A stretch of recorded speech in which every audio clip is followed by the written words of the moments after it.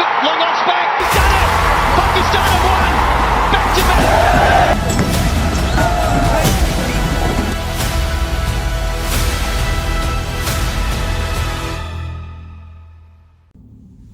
बिस्मिल्लाहिर्रहमानिर्रहीम, इय्याका नअबुदु व इय्याका नस्तईन।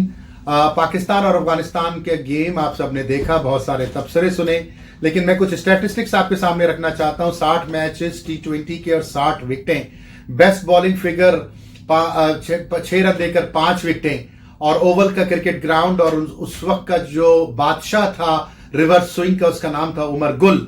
ये उमर गुल उस खिलाड़ी का नाम है जिसने दौरे हाजिर में T20 में रिवर्स स्विंग करने का आर्ट सीखा खुद से, और उसके बाद न सिर्फ खुद सीखा बल्कि दुनिया को सिखाया, और वो आज एक रोशन मिसाल है।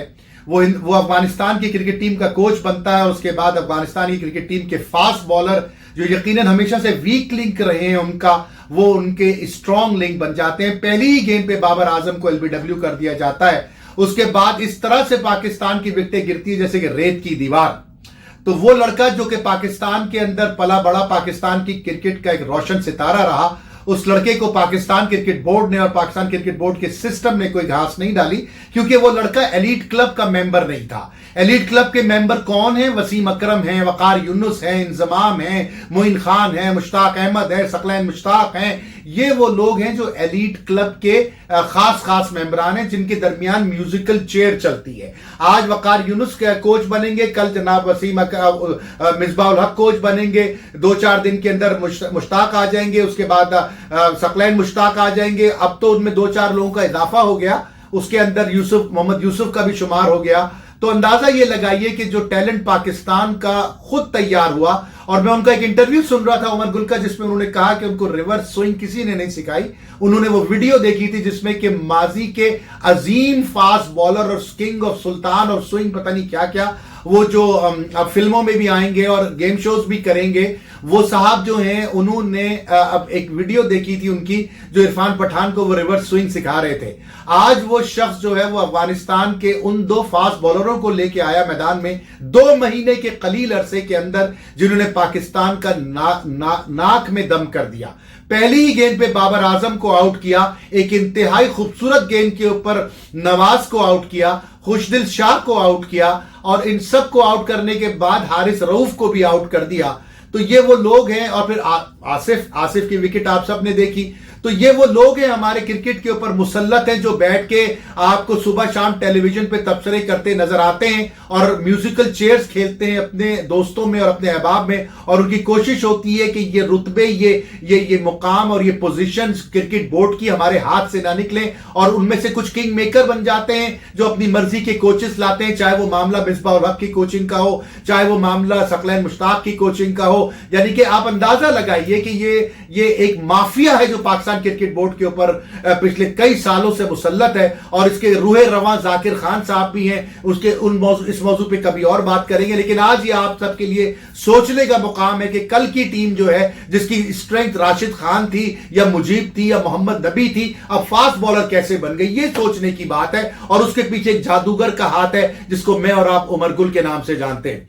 अब आज के मैच पे बात कर लेते हैं। पाकिस्तान टीम तो ऐसे खेल रही थी जैसे उसके खिलाफ 11 खिलाड़ी नहीं बल्कि 11 के 11 डायनासोर खेल रहे हैं। 130 रन के टारगेट पे पाकिस्तानी बैट्समैनों के चेहरों पे हवाइयां उड़ रही थी। इतना प्रेशर, यानी कि बाबर की तीसरी इनिंग है जिसमें कि उन्होंने मुल्क को, कौम को और बल्कि क्रिकेट से प्यार करने वालों को मायूस किया। रिजवान के बल्ला 2 गेंदों के अलावा पूरे 25 गेंदें 30 गेंदें चल ही नहीं पाया। इफ्तिखार गेंद को मिडिल ही नहीं कर पा रहे थे। नवाज ने क्या किया वो आपने देख लिया, होता है किसी गेम में। लेकिन ये वही टीम है अफगानिस्तान की जो 185 रन खा चुकी है 3 दिन पहले।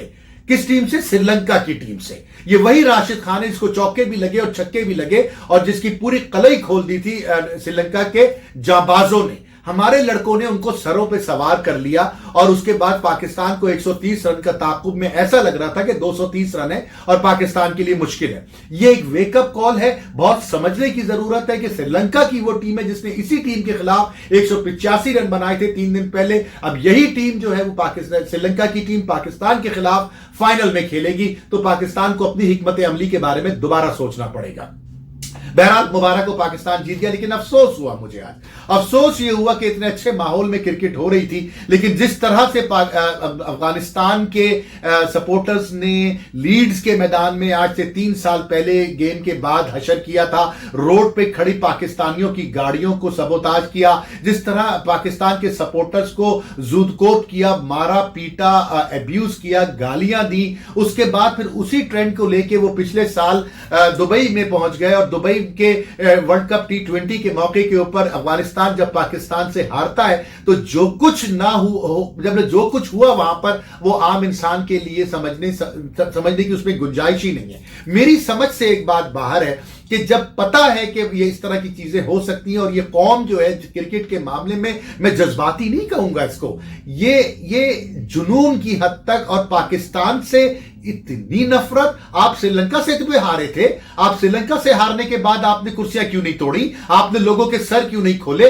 पाकिस्तान से हारने के बाद आपको पाकिस्तान से इतनी नफरत है कि पाकिस्तानियों की जिंदगियों के दुश्मन हो गए आप। ये बहुत बड़ा एक सवालिया निशान है। ये वो पाकिस्तान है जो आज तक उस दहशतगर्दी को का खमियाजा भुगत रहा है, जो हमारी गलियों में, महल्लों में अफवाज पाकिस्तान सिक्योरिटी फोर्सेस के साथ उस बॉर्डर के उस तरफ से आती है। ये एक लम्हा फिक्रिया है हमारे सियासतदानों के लिए और अरबाब इख्तियार के लिए कि जिन लोगों को हमने आधी रोटी तोड़ करके इनकी प्लेटों में रखी, आज वही हमारे खून के प्यासे हैं, और हर रोज इस खून की प्यास में इजाफा ही हुआ चला जाता है। ये वीडियोस देखें, ये इनका जुनून देखें, इनकी नफरत देखें, इनकी हसद देखें। जब आप हारे थे ना श्रीलंका से, तो जाकर के श्रीलंका के 4 लोगों के साथ आप जो है वो मामलात करते नहीं। आपको पाकिस्तान से यहां से नफरत है, उस पाकिस्तान से जो 80,000 लोग अपने जवानों को, अपने फौजियों को, अपने सिक्योरिटी फोर्सेस को, अपनी आवाम को आपकी आजादी के लिए कुर्बान कर चुका। आपको उस पाकिस्तान से नफरत है जो अरबों रुपए का नुकसान, अरबों डॉलर्स का नुकसान आपके तहफ्फुज के लिए करता रहा। आपको उस पाकिस्तान से नफरत है कि जो आपको हिंदुस्तान के शर से बचाता है। आपको उस पाकिस्तान से नफरत है कि जो वही कलमा पढ़ता है जो आप पढ़ते हैं। आखिर कसूर क्या है हमारा? अफगानियों, जवाब दो मुझे कि हमारा कसूर क्या है। हमारा कसूर सिर्फ इतना है कि हम उस कलमे का पास रखते हैं जो कलमा तुम पढ़ते हो, और वही कलमा हम पढ़ते हैं। हम उस मोहम्मद से प्यार करते हैं जिसका दावा तुम भी प्यार करने का करते हो। यही मसला है ना। तो खुदारा होश के नाखून लो। ये पाकिस्तान है तो अफगानिस्तान है। ये बात याद रखना कान खोल के अफगानियों। पाकिस्तान तुम्हारी शील्ड रहा है, पाकिस्तान तुम्हारी शील्ड रहेगा, और ये पाकिस्तान की फोर्सेस हैं कि जिसकी बुनियाद पर आज तुम सुकून का सांस लेने के काबिल हो, आज तुम इस दुनिया में एग्जिस्ट करते हो। और यही कुछ पाकिस्तान के साथ भी, तुमने पाकिस्तान का दिफा किया सैकड़ों मुकामात के ऊपर, सैकड़ों मवाकों के ऊपर। पाकिस्तान के लिए तुम सीसा पिलाई हुई दीवार बने। क्यों इन चंद शरपसंद अनासरों को अपने दरमियान घुसने की तुम इजाजत देते हो? क्यों उनको हमारे और तुम्हारे खून से खेलने की इजाजत देते हो? होश के नाखून लो, अकल की बात करो। आओ मिल बैठ के बात करें। आओ, क्रिकेट की बात थी तो क्रिकेट की बात करें। बात है जेंटलमैन गेम की, बात है मोहब्बत की, तो उसको उसी लेवल पे लेके चलो। आओ हम सब मिल करके इस गेम को और इंसानियत को फरोग देने की बात करें। और इसके अलावा जो सबसे अहम बात मैं आप लोगों से करना चाहता हूं मेरे अफगानिस्तान के भाइयों, कि इस तशद्दुद की आखिर वजह क्या है, हमारा कसूर क्या है? जिस वक्त आपके पैरों में चप्पलें नहीं थी और आपके सर पे छत नहीं थी, अल्लाह के हुक्म से हमने आपके लिए वो सब कुछ किया कि अपनी औलादों के पेट काट के आपकी जरूरियात पूरी की। आज आपके घरों के अंदर पोस्टर्स जो लगे होते हैं वो हमारे क्रिकेटर्स के लगे होते हैं। आपके हाथ में बल्ला और गेंद हमने दी, और जब आप हमसे हारते हैं तो आप उठा के वही कुर्सियां हमारे लोगों के सर पे मारते हैं। हमने तो वो कुर्बानियां दी हैं कि अगर हम बैठ के बताना शुरू करें तो यकीन मानिए ये वीडियो तो क्या, ये पूरी की पूरी 2-3 साल तक ये कहानियां चलती रहेंगी। लेकिन जो बहुत जरूरी बात आपके मैं गोशगुजार करना चाहता हूं, हमने तो अपना खूबसूरत और सबसे मशहूर और सबसे अहम इंसान आपकी खातिर कुर्बान कर दिया, और वो सिर्फ 2 लफ्जों पे कुर्बान किया, एब्सोल्युटली नॉट। इन 2 लफ्जों की वजह से आज मेरे मुल्क की माशी, समाजी और जो सैलाबी कैफियत और जो परेशानी के आलम में हमारे 23 करोड़ अवाम है, इन 2 लफ्जों की वजह से, और ये आपकी वजह से कहे गए थे लफ्ज, और उसके नतीजे में आप हम पे कुर्सियां फेंक रहे हैं। बहुत आला, बहुत आला। जरा 2 सेकंड को सोचिएगा अफगान भाइयों, इंशाअल्लाह ताला आप उससे इत्तफाक करेंगे। आपसे अब इंशाअल्लाह फाइनल के मौजू के ऊपर पाकिस्तान की जीत के साथ इंशाअल्लाह अगले इतवार को फिर मुलाकात होगी। अपना बहुत ख्याल रखिए। पाकिस्तान जिंदाबाद।